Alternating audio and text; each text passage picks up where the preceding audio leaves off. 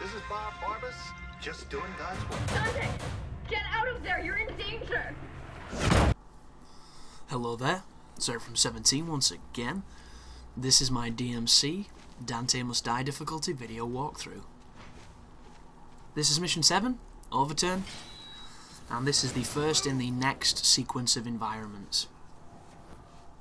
And this is a pretty cool series of places you're going to be traversing and fighting in, but I do think that the game definitely gets a little bit more challenging at this point.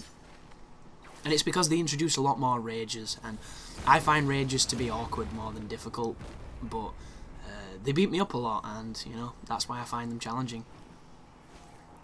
And it's getting to the point where I probably need to find a surefire way of punishing them, and punishing them effectively, and I haven't quite found that yet. The strategies I'm going to show you in these videos will definitely get you through, but I want to have a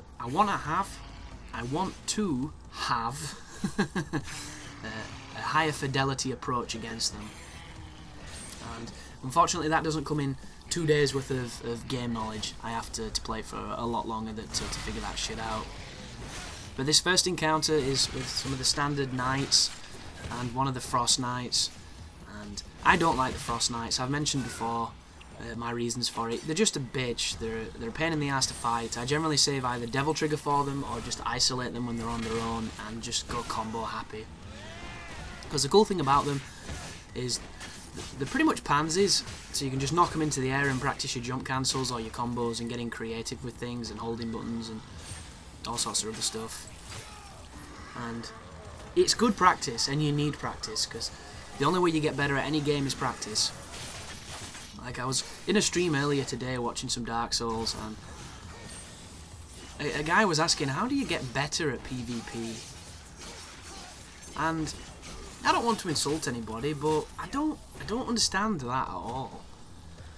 The one thing we know, or I like to think we know when it comes to anything in life, is generally an idea of how to better ourselves. Unless we're really egotistical or deluded, you generally have a good idea of what you need to do to remedy a situation or a shortcoming.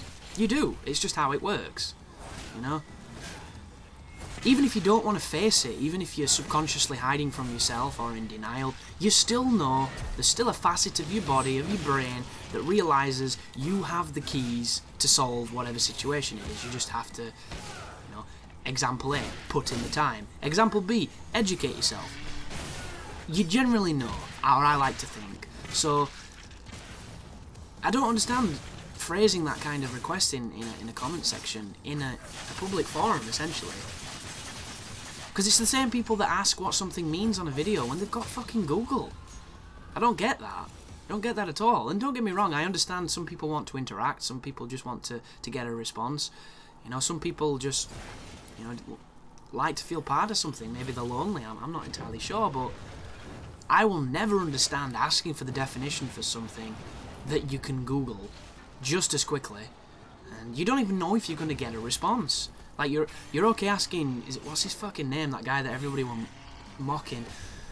Is it PewDiePie? PewDie? Something like that. I think he's a Swedish guy that giggles and squeals on camera playing games terribly, and he's got bazillions of subscribers. Good luck getting in contact with that guy. You'd probably stand a better chance of getting a reply from his accountant. I mean, it just seems strange to me, especially if you're actually wanting to just know, and you've got no affiliation with the person who you're watching. Obviously, there are exclusions to the rule. If it's something that has not necessarily got a definition and it's personal, then of course you'll need to ask to find it out, but it just seems very strange to me. But, bringing the tangent full circle, when you're fighting enemies you know you're comfortable with, that's the time you should be experimenting. That's the time you should be practicing with new equipment, new abilities, new techniques, new strategies, you know, new approaches, trying things that are risky, that kind of stuff. And who knows, you might find something really cool. And the best part about this phase in the game's cycle is nobody knows anything. This is the phase where everybody's figuring things out, and it is the most fun section of the game. It's just difficult to be a part of it sometimes. For instance, I wasn't a part of the Dark Souls zeitgeist, is what I'd call it. and that's a shame. I wasn't a part of it because of my own ignorance towards it, and I missed out on, you know, one of the most community-based discoveries ever, because you play a lot of games nowadays and you don't even need anyone else's help. The Dark Souls is one of those games where you probably needed to check on forums and check on sites to see if everyone was having a hard time like you were, because you probably were, and so were they, and that brought people together, the discovery and the mystery and the struggle. So this is an awkward fight, because we've got the Frost Knight who actually freezes the Dream Runner and proves to be quite useful, but then he starts getting in the way, and then I have to start focusing on this guy. And as I mentioned previously, Dream Runners, they're assholes, they really are.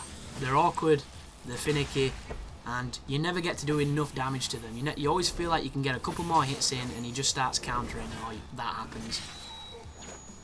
There's his counter. There's my counter. You'll notice he was vulnerable to it, and look at that. He must have started that attack when I was looking at him with the camera, and I swapped the camera around thinking I could pacify him, and it didn't work.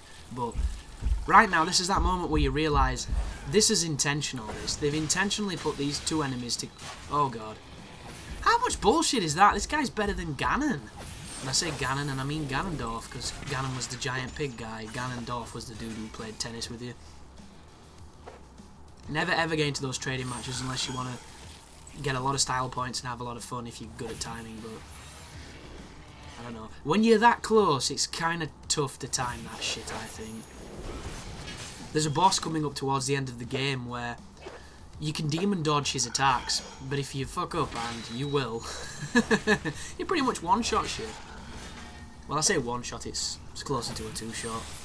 But it's dangerous to say the least, and when I was trying to record it, I was thinking to myself, how the hell do you do this? This is nuts. This is seriously nuts, because I did it on Son of Sparda, and my timing must have been better. I don't know what was wrong, but I couldn't get the timing at all. I don't know what had changed. So I thought, well, this is obviously, if I'm struggling with it, this is not the strategy I need to be giving other people.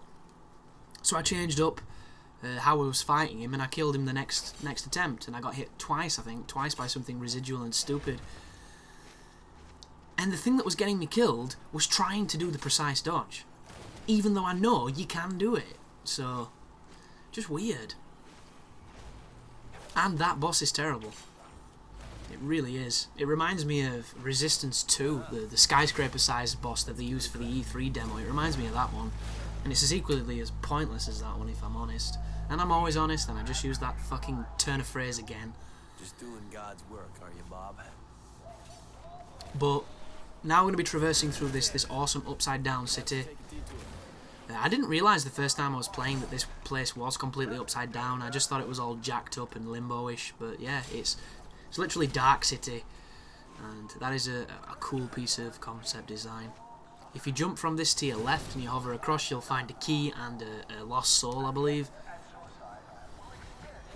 I'm tempted to do guides to show you all the collectibles, but there's a guy called Power Pigs, and if you've never seen his videos, the dude's fucking quick, man. Like a vulture at getting games. I don't know how he does it. But he's already got every single collectible up in videos, and he's been really intelligent about it this time, because I've noticed a pattern change from the stuff he puts up. He used to do them all in one video, but now he's split them up to maximise on views. And it's smart because he'll get a fuckload. But at the same time, it's kind of awkward, even though it is in missions, which I think is a better arrangement. But that guy's already got all the collectibles up, and it always makes me think, like, why should I bother when someone else has already done it to a high level of quality, and it's already there for you. You've missed your opportunity. It's done, really. But who knows? I don't want to limit myself by that kind of attitude, because if you think like that, you'd probably never upload a video, because everybody beats you to something. Everybody's up before you are. It's kind of nuts. And when you go down that road, you end up, in the same situation as everybody else. I'm going to stop putting all the effort into my content. I'm going to start making short, quick videos with Justin Bieber in the tags. All the images for the videos are going to have tits and asses and thongs, and I'm going to call out giant YouTubers just to hopefully get views off their name and being a bitch. then I'm going to go on to bigger channels and promote in the comment sections with the ever-eternal phrase of, no one's going to read this, but... And, you know, you end up shooting yourself or, I don't know, masturbating on the internet too much. I'm not entirely sure where that ends, but it's not good. Because that's the funniest thing when you spend a lot of time on YouTube. And if you become a YouTuber, and I say that as in the hobby of YouTube, which is adding videos and creating content that you enjoy. I don't mean that by the people that talk about money all the time and go on about how they need to find ways to enjoy what they're doing because it's turned into a job. I don't mean those type of people. You will spend a lot of time on YouTube and you'll see a lot of things, and you'll see things that maybe you don't agree with, but it's just as it is, isn't it? It's like everything else when money's involved. Stuff seems to get a little bit twisted. Twisted indeed, and it always makes me think that, you know, what I'm doing is hard. And I don't mean that from, you know, like a military perspective. You get any of those mouthy Americans that want to go on about fucking service and all people that they've worked in the military with. And don't get me wrong, there's absolutely nothing. I don't mean this in as much as of a disrespect as it probably gets received, but, you know, I don't like those people that join the army and become a chef, or join the army and do paperwork for 6 months and then come out on leave or go AWOL or quit or whatever, and then go on about our boys in Iraq taking bullets and fucking all that self-righteous bullshit. That just pisses me off. The only thing that's worse than that is the people that thank Jesus for winning. And the only reason I don't like that is because they never thank him for losing. You know, they never said Jesus thought I did shit and wanted to curse me, because that makes him look bad. And I don't know, maybe that's bad for business. I have no idea what I was talking about. This is a butcher with some standard Stygians. This is another simple fight.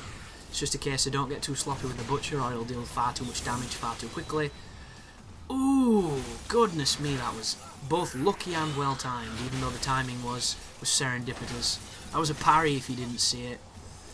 And I parried with the Arbiter, which is tough to do because it's got a slower wind up. But it paid off and looked cool. But what I was saying is, making guides on their hardest difficulty is not the quickest or easiest way to get big on YouTube. And if you're here just to try and get numbers, just to try and be big, you're doing it wrong.